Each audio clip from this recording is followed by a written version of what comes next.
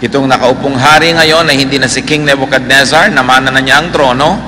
At si King Nebuchadnezzar nung panahon niya ay sinakop ang Israel, sinakop ang Judah, kinuha ang mga high society people from there to teach them to govern for Babylon. At nagkaroon ng maraming kasaysayan ng haring ito na ang theme lang naman ay ang pagmamataas, pagyayabang at pagtutuwid sa kanya ng Diyos, kuminsan sa napakasakit na paraan. Naging instrumento ng Diyos sa pagtutuwid kay Haring Nebuchadnezzar ang propetang si Daniel. At ngayon, bagamat iba na ang hari, buhay pa rin si Daniel, pero parang hindi siya kasali sa mga activities sa palace. Apparently, the present king has not known Daniel or has not developed a relationship with this very special prophet. Now, bumukas ang tabing sa isang napakalaking pagtitipon, and there were many intoxicating elements, mga bagay na nakakalasing, nakakapagpalabo ng isip. There was the high society there, 1,000 of his highest officials and their wives. There was victory and prosperity apparently to celebrate about, and there was a lot of wine. Now the temptation, of course, is to push the limits. Pag hari ka, walang sumasalungat sa'yo, makapangyarihan ka, ang kingdom mo ay mayaman at maraming sakop, parang wala nang pwedeng pumigil sa'yo. And you develop a culture of impunity. Yung basta gusto ko, wala na akong accountability, kahit anong gusto ko, nakakalusot naman, so gagawin ko pa ng gagawin ang gusto ko. At ito ang tukso, nakaharap ngayon itong napaka-yaman at makapangyarihang hari, na minana lang naman yung kanyang kaharian. So in that party, grave errors were done. One was the desecration, the abuse of the holy vessels of the temple of God in Jerusalem. Nung sinakop ni Nebuchadnezzar sa nakaraang henerasyon ang Jerusalem, kinuha niya lahat ng mga ginto na mga tasa, mga baso, mga palanggana, mga gamit sa loob ng templo na ginagamit lang sa pagsamba sa Panginoon, sa mga ritual na banal. Ito ay kinuha niya bilang patunay ng kanyang pananalo, trophies. Pero iginalang naman ni Nebuchadnezzar ang mga vessels na ito, tinago lang niya sa holy treasury, sa royal treasury, yung mga holy objects na ito. Pero ibang klase si Belshazzar. Nilampasan niya ang pagmamalaki, ang pagyayabang ng nakaraang hari. Now, what was the desecration that was done? It was the use of holy vessels in praise of idols. Ipinakuha niya yung mga banal na gamit na ito mula sa taguan at ginamit niyang lalagyan ng mga alak nila sa kanilang lasingan. In their unbridled merrymaking, they desecrated very holy objects. They crossed a line.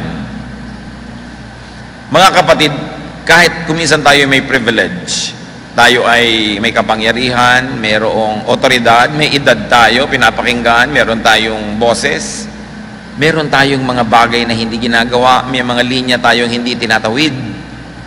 Lumalagay pa rin tayo sa lugar, bagamat maluwag na yung lugar na yon compared to others, but you still respect lines that you don't cross. Belshazzar crossed this line. Daniel 5:5.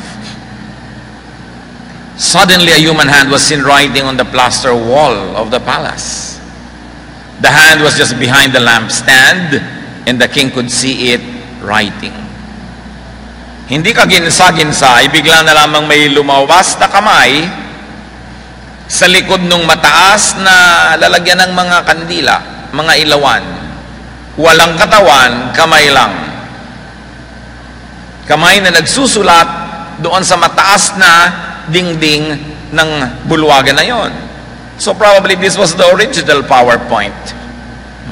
Kitang-kita ng lahat, may nasusulat na ganon, may kamay na nagsusulat, pero walang katawan. It was scary. It was just a hand. Daniel 5:6. He was so frightened that his face turned pale. His knees started shaking and his legs became weak. Nakaranas ba kayo na mamutla, mangalos ang tuhod, at manginig ang inyong mga kasukasuan, manghina ang inyong mga binti na para kayong nauupo sa kandila? Ito ang naranasan itong hari nung makita niya yung kamay. If the king would be scared by such a PowerPoint presentation, why did he do what he did? Gano'n naman pala, hanggang doon lang siya madali din pala siyang matatakot. Bakit naman siya nangahas? Nalampasan ang di niya dapat lampasan.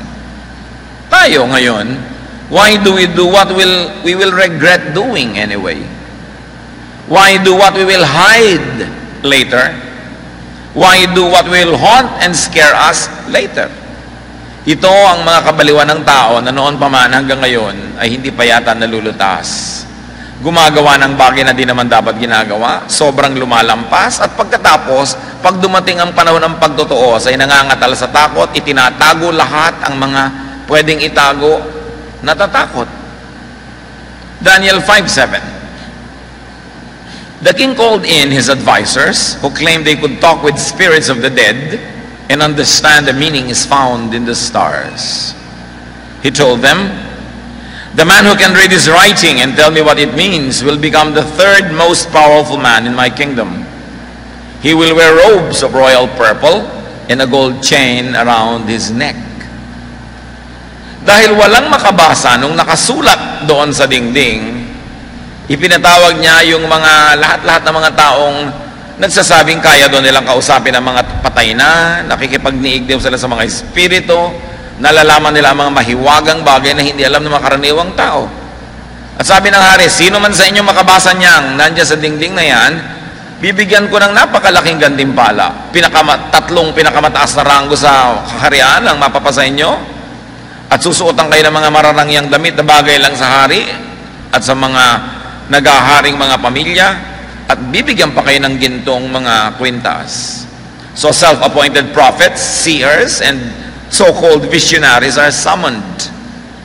The high reward revealed the king's weakness and insecurity. Mas tumaas yung binibigay niyang premyo, mas naipahiwatig niya ang lalim ng kanyang takot. Perhaps he was guilty. Ang dami na niya marahil na ginawang mga mali, pero ito na ang kalabisan nung ginamit niya ang mga banal na bagay para sa kanyang mga paglalasing. So the king now is trying to buy spiritual revelation with material currency. Yun lang naman ang meron siya, ranggo, mag-appoint ng mga ranggo, mga damit at mga kwintas, pero lahat yan apparently could not help him now. He wanted to know the meaning of the writing on the wall, probably to be able to avoid judgment. The king was aware that he had done something very wrong. Daniel 5:8-9.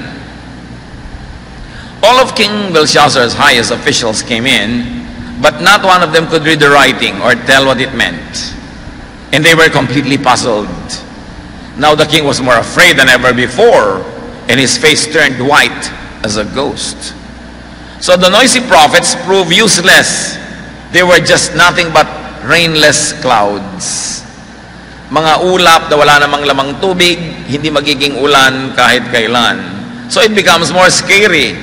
Naka-assemble na lahat yung nagsasabing marurunong sila ng lahat ng mahiwagang bagay, walang nakabasa nung nakasulat na yon. Siguro baybayin. Ano kaya yung nakasulat? Nababasa niyo ba yung baybayin sa kaliwa at kanang bahagi na entablado natin? Hindi po yan kung ano-anong magical words. Yan ang sinauna nating baybayin, sulatin ng mga Tagalog, na ang sinasabi lang, Jesus, Panginoon. Kabinasan niyo po siya. Now, hindi nila mabasa yung nakasulat. Lalong natakot ang lahat, dahil sino pa ang pwedeng tumulong? How could this king avoid trouble when he could not read the warning on the wall? God writes something no one could read to judge and expose the false prophets. Marami kasi nagrurunong-runungan, kunwari mga propeta sila, kunwari may vision ng mga nakikita nila. So ngayon, hindi naman ito nila mabasa, so nabisto na wala naman pala talaga silang kakayanan. So God writes something no one could read to humble the conceited king and to give distinction to whoever could read the message. Siyempre, lalong kumukonti na ngayon ang pwedeng bigyan ng karangalan dahil yung mga naka-assemble na mga marurunong, hindi pala nila alam basahin yon. Lalo na ngayon na matataas kung sino man ang makakabasa nun. You know, false prophets cannot read the mysteries or true mysteries, or if ever they attempt, they misread them. Kaya huwag lagi na lang naniniwala dyan sa mga prophecy, mga vision. Sabi sa Deuteronomy 18:22, if what a prophet proclaims in the name of the Lord does not take place or come true, that is a message that the Lord has not spoken. That prophet has spoken presumptuously, so do not be alarmed. Malinaw. Pag daw ang sinabi ng nagkukunwang propeta ay hindi naganap, hindi yun galing sa Diyos. Pangahas lang yung nagpropetahan na magsalita ng ganyang mga bagay, kaya sabi, huwag niyo siyang katakutan, o huwag niyo katakutan ang kanyang mga pinagsasasabi. Siyempre naman, yung mga nagpropetahan, marami ang palusot. Pagkasabi, may warning kami, meron kaming napanaginipan, meron kaming vision, blah, blah, blah, ganito magaganap. Pag hindi naganap, sasabihin nila, kasi nag-pray kami, kaya hindi naganap. Pag meron naman silang sinabing, may magandang mangyayari, ganito, ganon. Tapos hindi naganap, sasabihin niya, kasi hindi naman kayo nakipag-pray with us. Laging lusot. Pero ang sinasabi sa Biblia, pag may sinabi silang magaganap, dapat maganap. Pag may sinabi silang hindi magaganap, dapat hindi maganap. Pag hindi natupad yun, fake ang prophecy. At malamang na fake yung prophet na yun dahil ba't hindi totoo at hindi nagaganap ang sinasabi niya. Daniel 5:10-12. Nagkagulo sa palasyo, hindi na makakita ng makakabasa nung sulat na yon. When the queen heard the king and his officials talking, she came in and said, Your Majesty, I hope you all live forever. Don't be afraid or look so pale. In your kingdom, there is a man who has been given special powers by the holy gods. When your father Nebuchadnezzar was king, this man was known to be as smart, intelligent, and wise as the gods themselves. Your father put him in charge of all who claimed they could talk with the spirits, or understand the meanings in the stars, or tell about the future. Not only is he wise and intelligent, but he can explain dreams and riddles and solve difficult problems. Send for Daniel, and he will tell you what the writing means. So the queen is not in the wild party after all. You know, this is the importance of having someone remain sober. Na pag nalalasing na yung iba, hindi siya lasing. Pag nababaliw yung iba, hindi siya baliw. Pag sobrang nabubusog yung iba at nakakatulog sa kabusugan, siya hindi. Someone in the family, someone in the group should remain sober and wise. Para pag tayo nahihibang at naliligaw, meron man lang umakay sa atin na may malasakit. So she informs the clueless king about Daniel. So bakit ka po natatakot, mahal na hari? Dito sa kaharian mo mismo, merong propeta. Ang dating hari, si Nebuchadnezzar, sa kanya umaasa. Pag nagsabi siya, talagang nagaganap. At siya ang ginawang dekano, pinuno ng lahat ng mga yan, na nagsasabing sila yung mga marurunong. Sabi, halos katumbas ni Daniel yung mga Diyos natin dito sa Babylonia. Ang galing-galing niya. Sabi niya, ipatawag mo siya at siguradong mababasa niya yung nakasulat na yan. Kilala nung reyna si Daniel. It is important to know people in high places. And when we say high places, we don't mean high society, high in rank, high in wealth. People who are genuine prophets. Anointed counselors, enlightened teachers. Mahalaga na meron tayong ganong kilala at may koneksyon kasi yun ang gagamitin ng Diyos para tayo bigyan ng babala, bigyan ng liwanag sa mga panahon ng kadiliman. So she gives the king a lesson in history. Sinariwa niya mga naganap nung nakarang administrasyon at sabi niya, merong advisor yan na matino, si Daniel. Hindi kasi inaalam ng hari yung history niya, kaya siya tuloy ngayon lito. Sabi nga ng matatanda, ang hindi lumingon sa pinanggalingan, hindi makararating sa paroroonan. Now when the going gets tough, they will call the real thing, the real prophet, Daniel. Enter Daniel. Ang lahat ay hindi pa humihinga. Ang lahat ay hindi matahimik at mapalagay dahil may nakasulat doon, obviously mahalaga, dahil napaka-misteryoso ng pagkakasulat and in front of everybody. Ngayon, dadating si Daniel, papasok sa bulwagang ito para basahin ang nakasulat sa dingding. Daniel 5:13-16. When Daniel was brought in, the king said, So you are Daniel, one of the captives my father brought back from Judah. I was told that the gods had given you special powers and that you're intelligent and very wise. Neither my advisors nor the men who talk with spirits of the dead could read this writing or tell me what it means. But I have been told that you understand everything and that you can solve difficult problems.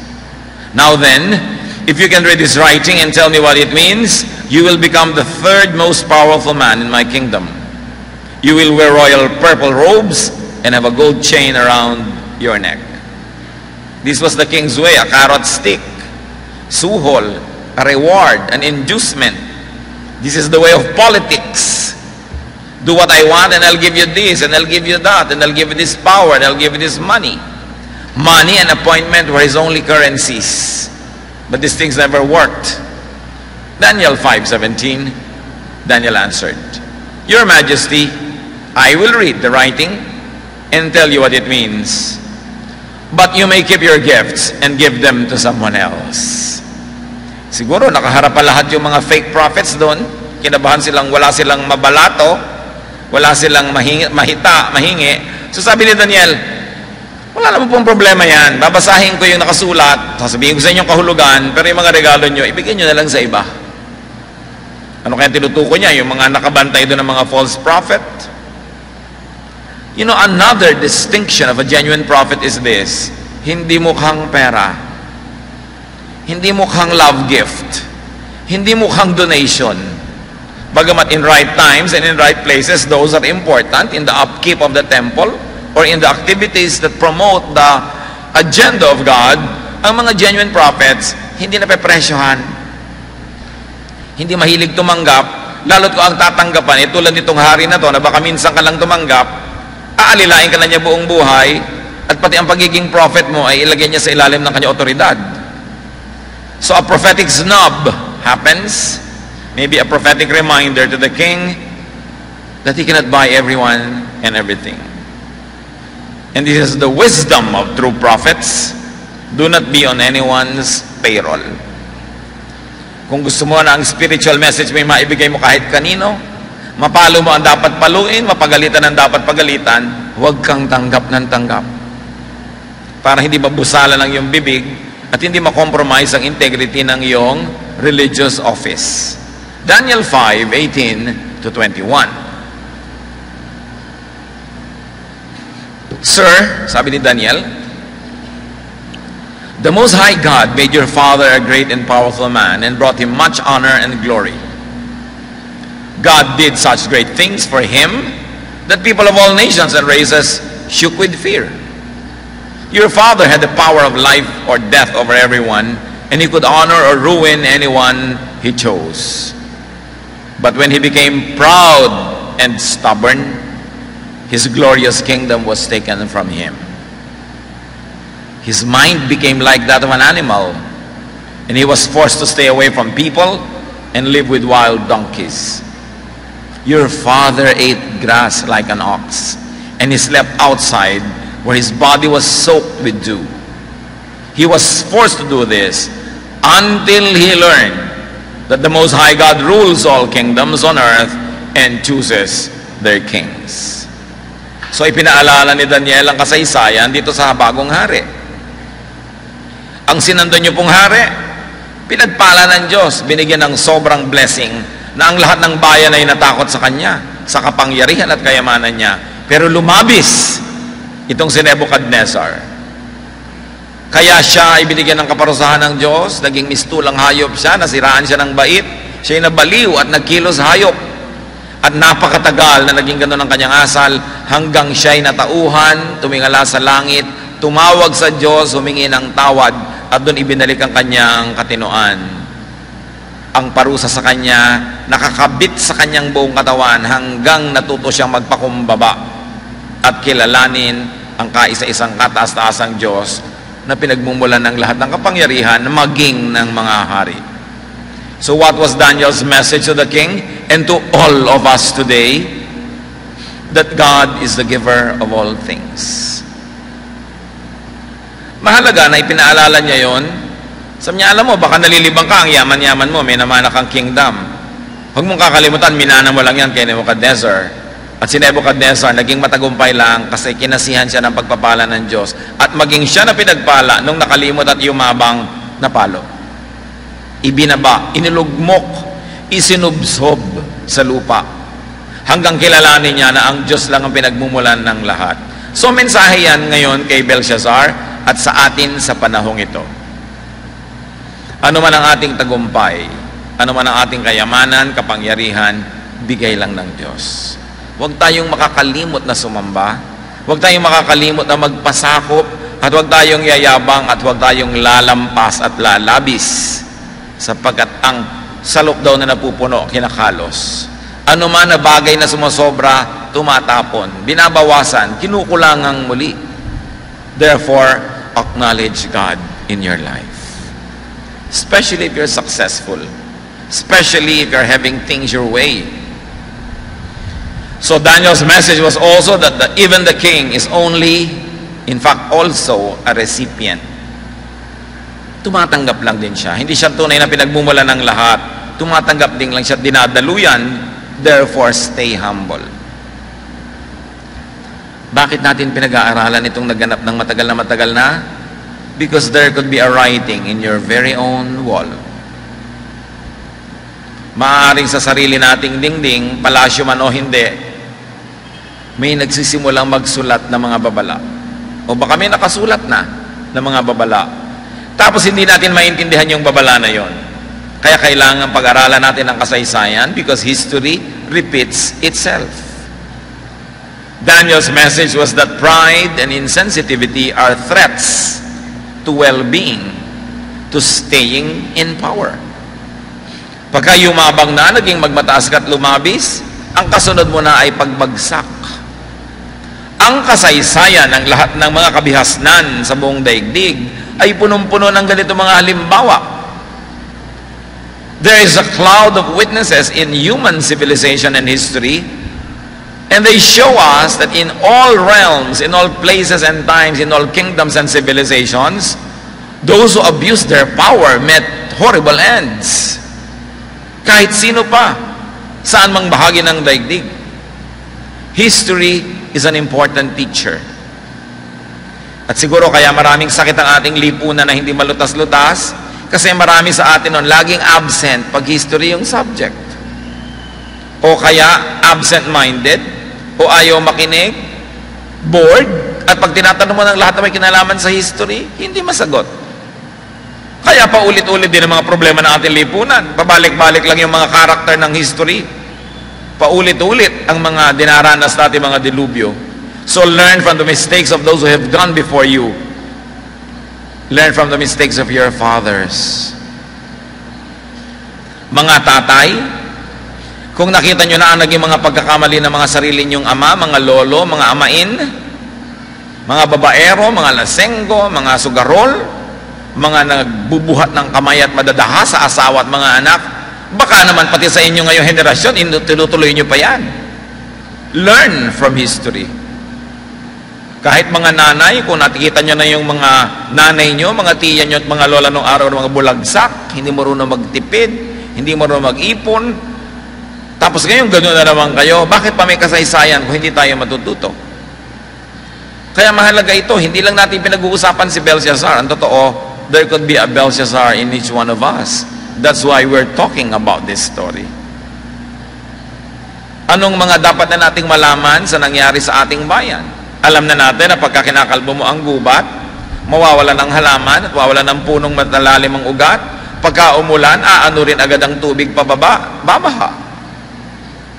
Alam natin yun at nagaganap yun ngayon.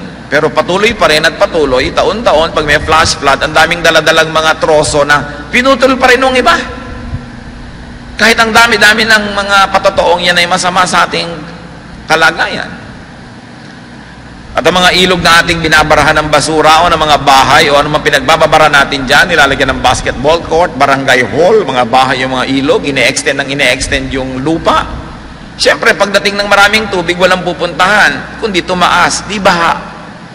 Kailangan pa bang i-memorize yan? Kaya tayo nagdurusa kasi paulit-ulit lang ang mga mali na ating mga ginagawa. History, as we have said, is such a great mentor. Dapat tayo mag-aral ng kasaysayan, pati mga pagkakamali ng mga politiko noon na inuulit ng mga politiko ngayon, pare-pareho tuloy nagiging mga ending, ganun at ganun. Daniel 5:22-24. Patuloy ni Daniel, King Belshazzar, you knew all of this, but you still refused to honor the Lord who rules from heaven. Instead, you turned against him and ordered the cups from his temple to be brought here, so that you and your wives and officials could drink wine from them. You praise idols made of silver, gold, bronze, iron, wood, and stone, even though they cannot see or hear or think. You refuse to worship God who gives you breath and controls everything you do. That's why he sent the hand to write this message on the wall. So sabi nito si Daniel, alam niyo naman lahat yan Di ko na kailangan sabihin pa sa inyo. Pero sa kabila ng alam nyo na nanatili pa rin kayong matigas ang ulo. At hindi lang yon, nilampasan nyo pa ang inyong amang si Nebuchadnezzar. Bagamat hindi naman niya biological father. Kasabihan kasi nung araw, pagka merong king, lahat ng mga kings before him, ang tawag, ama niya. Salita lang yon. Kahit ibang dynasty, kahit ibang family, but they inherit the throne. So sabi, lumampas na kayo, palibas at walang pumipigil sa inyo. Akala nyo lahat makakalusot. Hayan, lumampas kayo. Makikita nyo ngayon, kaya ipinadala ng Diyos yung sulat na yan dahil may babala. So here, the king receives a very sharp rebuke. So you see the wisdom in not receiving a wicked man's gift. Meron siyang free speech. Kasi hindi niya tinanggap yung regalo. Daniel 5:25-28. Eto na, babasahin na niya yung kahulugan. Tatlong salita lang naman pala yung nasa dingding. The words written there are mene, which means numbered, tekel, which means weighed, and parsin, which means divided. God has numbered the days of your kingdom and has brought it to an end. He has weighed you on his balance scales and you fall short of what it takes to be king. So God has divided your kingdom between the Medes and the Persians. In other words, sabi ng propeta, tinimbang ka, ngunit kulang. You were measured, you were weighed, but found wanting. King ka, dapat ito yung mga katangian mo. Pretentious people fall short of what it takes to be king. Even what it takes to be president, what it takes to be governor or judge, what it takes to be pastor or priest or leader, what it takes to be a star, what it takes to be a leader. Kaya marami nang nakikita tayo sa ating kabihasnan, naging hari, naging presidente, naging governor, naging judge, naging pastor, naging pare, naging superstar, naging leader, tapos wala ngayon, mga basura. Kasi hindi nila minahal ang kanilang office, inabuso nila. Star na star, ang ganda-ganda ng boses, maglalasing na maglalasing, magdadrugs na magdadrugs, magpupwet na magpupwet, mawawalan yan ang boses. Ano mangyayari? Paano magwawakas ang buhay? Ang taas ng office mo, president ka, mag-a-abuse ka na mag-a-abuse, anong ending mo? Sa ka napupunta. Pag sumusobra ang tao, nagagalit ang langit. Ano man yung sobra niya. Kaya marami mga leader, kung ano itinaas-taas ng posisyon dati, siya ngayong napakalakas ng lagapak. Kung sino yung ubod ng yaman nun, sobrang nagiging paghihirap dahil hindi minamahal yung ipinahihiram sa kanila ng Panginoon na luwalhati, kayamanan, pagiging sikat, nababawian. Paulit-ulit yan. What does it take to be king, to be leader, to be shepherd? What does it take to be given power and wealth and fame and keep it? What does it really take? Ano po ba ang mahalaga para ikaw ay manatili sa pinaglalagyan sa ng lugar ng Diyos? To remain submissive to the King of Kings. Huwag mong kakalimutang may nakakataas sa iyo. Kahit ano pang taas ng nararating mo, dapat patuloy kang nakayuko sa langit, sumasamba sa Diyos at hindi nakalilimot. To obey the chain of command.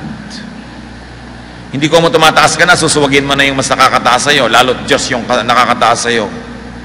At ang kayamanan, katanyagan, kapangyarihan, ipinapahiram ng Diyos para tayo maging kasangkapan ng kanyang kabutihan, for you to be a channel of the great King's rule.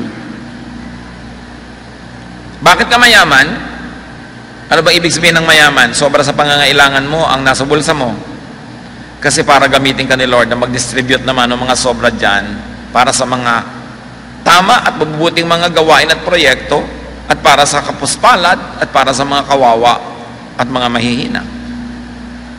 Magaling naman sa mata ang Diyos bakit sobra? May dahilan, hindi lang para sa'yo. Bakit ka binibigyan ng Diyos ng kapangyarihan? Pag nagpupirma ka ng isang bagay, umaandar ang isang proyekto. Pag may sinabihan ka, sumusunod. Halimbawa, isa kang personality, sino mo ang ginagamit ko sa aking kutis ay ganitong sabon, nagbibilihan ng lahat. Meron kang power of persuasion and influence. Gagamitin mo lang ba yon para linlangin yung mga tao na hindi mo lang pala talaga ginagamit yon? Kunwari lang, hindi naman yun na nagpaganda sa balat mo. Na nung gamutin mo, pinantal ka pa nga. No? Pero kunwari, yun ang ginagamit mo. Ay panlilin lang, maling paggamit ng influence. When you are given influence, you've got to influence people to do what is good, what is proper, what is productive, fruitful, spiritual. Hindi yung gagamitin mo influence mo para sila imali. Kaya kami kapangyarihan para mag-promote ka ng katarungan. Kupkupin ang mga naaapi, ituwid ang mga lumalabis. Hindi yung kakampihan mo ang mga lumalabis dahil mga tauhan mo. Tapos patuloy kayong magsama-sama mga api. Mababawian ka ng ganyan. Ang lahat ng kapangyarihan at pagpapala ay galing sa Diyos. Pagka hindi mo ginamit sa ikaluluwalhati ng Diyos, mawawala. Those who are blessed are there to dispense blessing, truth, healing, and well-being. Kung magaling ka magsalita, gagamitin mo yon to persuade people to change their lives and to more and more godliness. Gagamitin mo yon para ang mga tao ay mapalaya mula sa mga nagpapahirap sa kanilang buhay. Hindi mo gagamitin para mambola, magbenta ng mga bulok at walang kwenta dahil kayang-kaya mong ibenta dahil magaling kang magsalita. Nananagot tayo sa Diyos sa lahat ng ating mga talento. Maganda ka para bigyan mo ng luwalhati ang Diyos, hindi upaakitin ang lahat ng mga taong naguguluhan lang naman dahil hindi ka naman maangkin. Naaakit lang sila at nalilagalig, nababagabag, tapos wala naman sila mahihita. Hindi gift ang manggulo ng kapwa. Kaya kung hindi mo rin lang ibibigay yung kagandahan mo doon sa taong yun, huwag mo siyang akitin. Dahil guguluhin mo lang siya. You must be responsible for the blessings that God gives you. Daniel 5:29, matapos sabihin itong si Daniel ang kahulugan ng ng sunulat na ito, Belshazzar gave a command for Daniel to be made the third most powerful man in his kingdom and to be given a purple robe and a gold chain. Empty gifts. Truth to tell, Daniel was the most powerful man in the kingdom, not the king. So the king was in no way and in no position to award any position to the prophet because the prophet in God's economy was next to God. The king was way below. Akala niya masata siya para magbigay ng award. And besides, the prophet was not interested in his gifts. Daniel 5:30-31. That same night, the king was killed. Then Darius the Mede, who was 62 years old, took over his kingdom. Kung pagdudugtungin natin ang kasaysayan at itong mga biblical accounts, naghahanda na ang mga Persians sa sakupin tong kaharian habang nagaganap ang palabas na ito doon sa bulwagan. Nasa ilalim na sila ng palasyo, napasok na nila through the underground rivers that cut through the city of Babylon. And that same night, the kingdom fell and the king was killed. The prophecy was realized. After all, that prophecy was not a warning. It was judgment. Kung minsan may mga prophecy, may mga sulat dumadating sa buhay natin, warning. Pag nakinig ka, hindi pa matutuloy yun. Pero merong sa dami na ng warning na pinalampas mo ang susunod na judgment. Proverbs 29:1.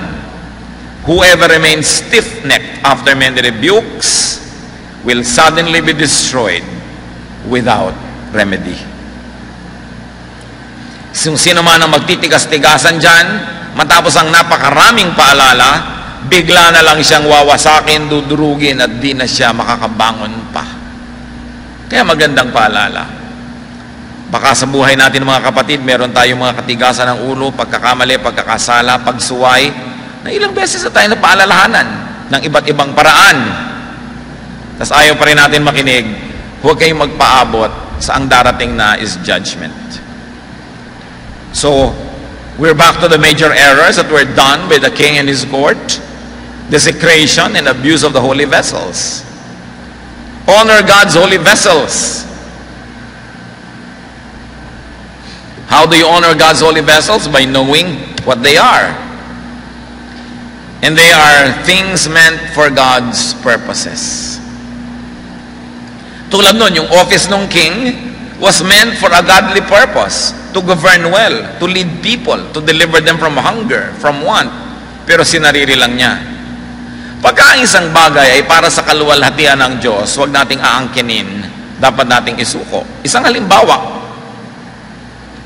maraming daang taon ang lumipas.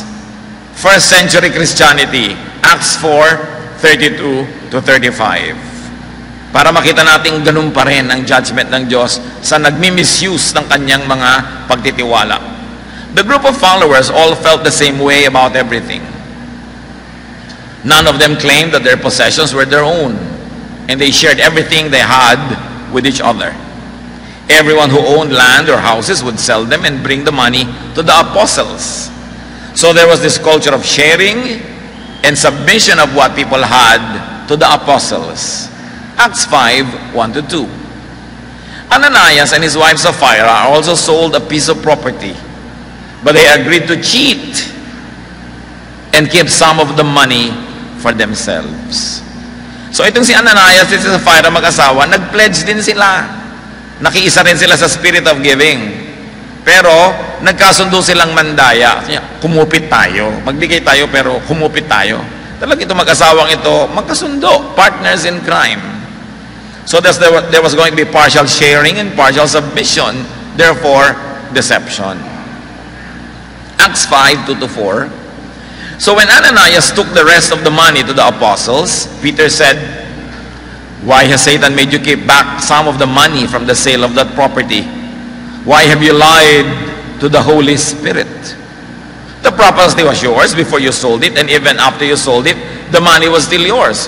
What made you do such a thing? You don't lie to people, you lied to God." Kahit hindi sinabihan si Pedro, the Spirit in God told him about what happened. Sabi niya, you were stealing. You were lying to the Holy Spirit. So ito ang pagkakamali ninyo. You steal. Acts 5:5-6. As soon as Ananias heard this, he dropped dead.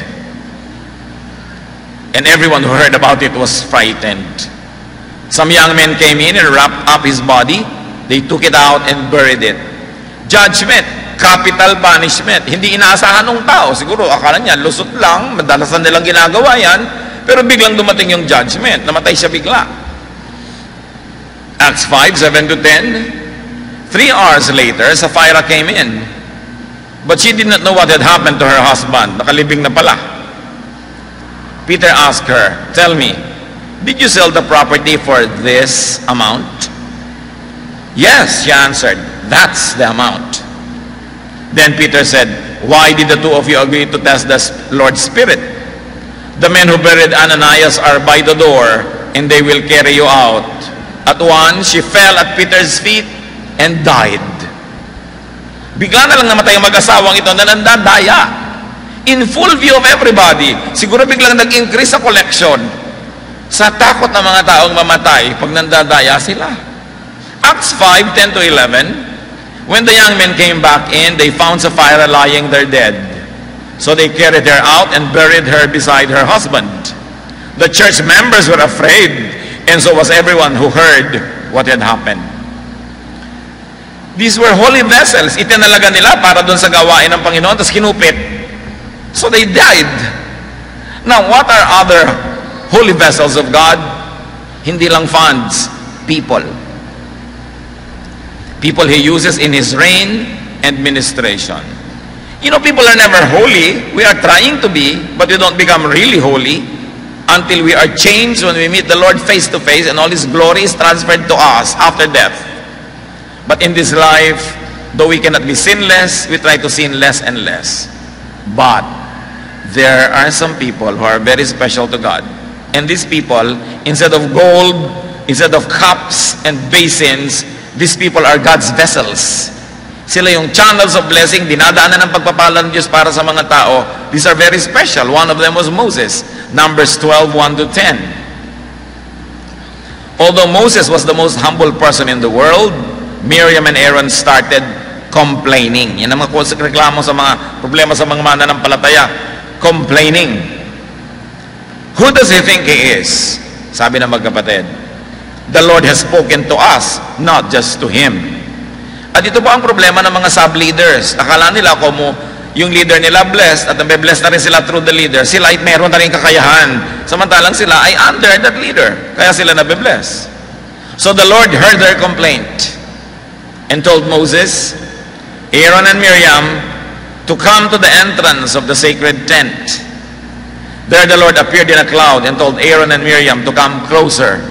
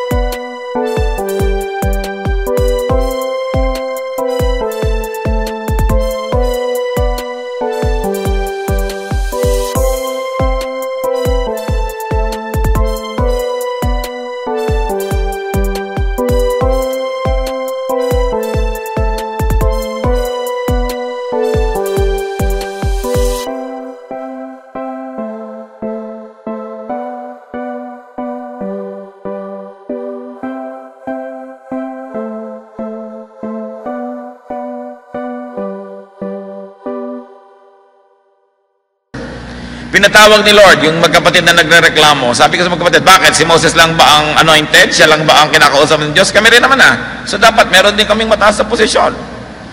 Dapat kasama din kami dyan sa mga ganyang mabubuting bagay. So ipinatawag ng Diyos yung magkapatid. At nung pumasok sila doon sa tent, sabi nila, lumapit-lapit kayo. Naku, pinalapit pa ng Diyos.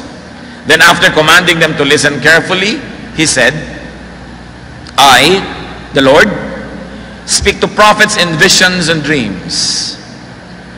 But my servant Moses is the leader of my people. He sees me face to face. And everything I say to him is perfectly clear. You have no right to criticize my servant Moses. Sabi ni Lord, alam nyo, may mga propeta kayong kilala, nakaraan at ngayong kasalukuyan. Pag kinakausap ko sila, mga panapanaginip, mga pangipangitain, hindi masyadong malinaw. Pero si Moses iba. Kinakausap ko yan one-on-one. Binibigyan ko ng napakalinaw na mga mensaheng nakakarating din sa inyo. Walang may karapatan na mamintas sa kanya o magreklamo. Verse 9, the Lord became angry at Aaron and Miriam. And after the Lord left and the cloud disappeared from over the sacred tent, Miriam's skin turned white with leprosy. Ikaw babae ka, sabi ko na napakadaldal mo. Napakarami mong kyaw-kyaw sa buhay. Hindi ka na pumipili ng kakataluhin ng bunganga mo. So pag alis ng Diyos, biglang nabalot ng ketong ang babaeng ito. Sabi niya, hindi lang prophet si Moses, ha? Malinaw ang mga revelation ko sa kanya. Iba siya. Not like all the other prophets. And you dare criticize him. And the Lord became angry. It became judgment. Why? Because Moses was a vessel of God. A chosen vessel. Other vessels of God are spirit-given talents to people that He gives spirit-given talents to. So do not misuse your gift. Do not misuse your power, your talent, your office in ministry for foolish agenda. Another major error, of course, that was done was the use of holy vessels in praise of idols. Giving glory not to God but to someone else. Self-appointed, noisy, and illusionary prophets are useless. Magaling lang manakot, magaling mag-promote ng sarili. Siyempre, pag may prophecy, pag may panakot, sumisikat sila, napag-uusapan, natatanong, nasa sangguni. Pero itatanong mo, natutupad ba naman yung sinasabi? Malinaw ba naman yung sinasabi? At kung hindi yan natupad, pag sinabi lang mangyayari, ano pa man ang excuse sabihin nila, hindi galing sa Diyos yun. Identify false prophets And do not be scared by their pronouncements. Meanwhile, listen to God's soft warnings. Madalas ang mga babala ng Diyos tahimik, hindi maingay. Kailangan tahimik ka rin para marinig. At kung ang buhay mo ay punong-puno ng gulo, ingay, kulay, galaw, pagmamadali, malamang hindi mo ito marinig. Baka may PowerPoint sa inyong screen, mga kapatid. Sa ating mga sariling dingding, may nagsusulat na ay hindi pa napapansin. Kaya pinag-aralan natin muli ang kasaysayan. Because God is the same yesterday, today, and tomorrow. Kung hindi siya na nga pumapayag at nangungonsinti nung araw sa mga sumasobra, ganun pa rin siya ngayon.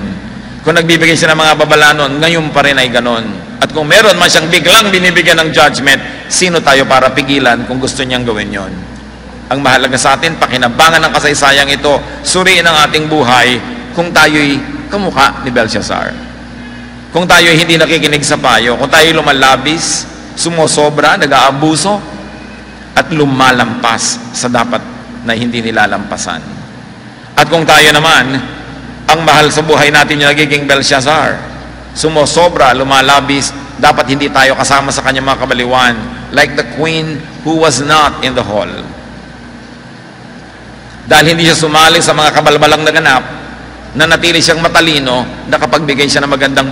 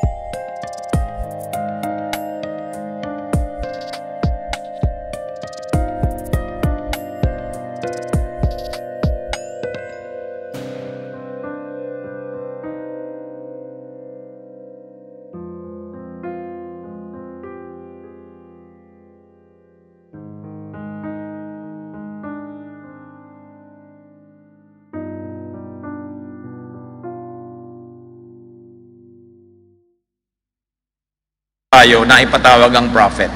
Kung di man tayo yung Belshazzar, pwede tayo maging katulad ng queen. Nagpapaalala, nagbibigay ng payo, para maituwid ang dapat ituwid, maliwanagan ang madilim. At huwag tayo maging katulad ng mga tauhan ni Belshazzar, oo ng oo, kahit malaking kabaliwan na ang gustong gawin ng kanilang hari. Pero lahat sila nagdusa, because when their empire fell, they were all, of course, stripped of their office and dignity. Many of them were imprisoned, even killed. Huwag tayong magbulag-bulagan, huwag tayong magpipipipihan sa mga ginagawang pang-aabuso ng mga taong malapit sa atin. We must register our protest, our correction in a godly way. Alin sa mga karakter na ito, tayo. Pwede rin tayo maging tulad ni Daniel, bagamat siguro in a much lesser way, na tayo yung dinadaluyan ng pagpapala ng Panginoon, maging matapat tayo. Huwag tayong mukhang pera, mukhang love gift. Huwag tayong lagi nalang merong price tag ang ginagawa. At kung tayo binibigyan, kung ang nagbibigay naman, kokontrol lang sa atin, huwag na, kanya na. Although we should learn to be gracious recipients also, when those who give us are sincere. Because they could be God's way of blessing us also. That's why we need discernment. Kailangan nating basahin ang mga kahulugan ng kasaysayang ito. Ama naming Diyos, turuan mo kaming i-identify kung sino kami sa kwento, maring lahat